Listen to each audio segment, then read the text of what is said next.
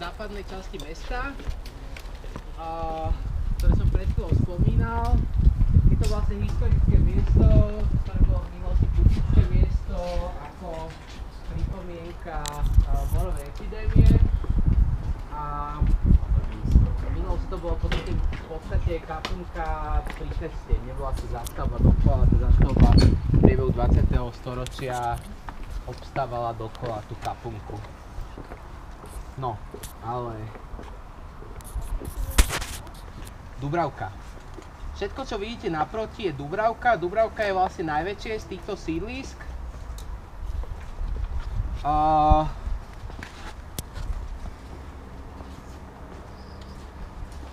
podstate Dubravka tvorí úplne novo vybudovaný ťah radiálu, ktorá bola vystavaná pre účely sídliska Karlova Ves a Dubravka, ktorá z časti vedie údolím Suchej Vydrice, potoka, ktorý sa vlieva pri riviere.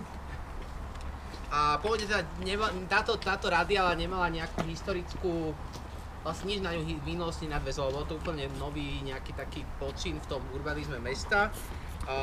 Čo sa týka Lamača, tak tu vlastne tá zástavba vychádza od Hodonískej ulice, ktorá vlastne vedie po starej olomouckej obchodnej ceste, ktorá už v stredoveku viedla. Takže tu na tá radiála má nejaký historický zmysel. A z toho dôvodu aj v minulosti na Lamač bol významnejšia obec než Dubravka. Dubravka je v podstate malá dedinka, tam vzadu, keď vidíte taký akoby znížený do mestským panelákmi, tak je tam kostolná väža. A okolo nej sa nachádza tá stará Dubravka, naozaj jedna ulica to v minulosti bola. Kým Lamač bol o málo väčšia dedina, tiež ale v minulosti len jedna ulica. Tá Dubravka v podstate vznikla ako úplne niečo nové. Pôvodne tam vlastne medzi obidva mestskými časťami boli polia, ale veľkou časťou tej zástavby, čo je zaujímavé, bolo močarina.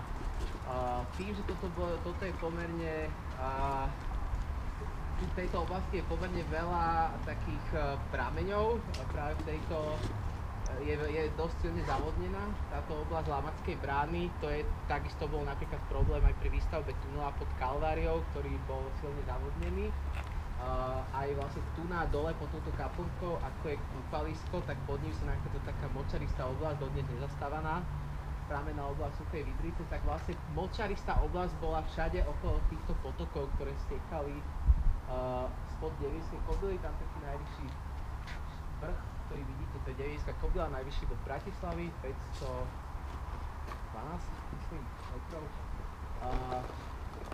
Tak vlastne pomerne veľká časť tohto priestora sídliska boli v podstate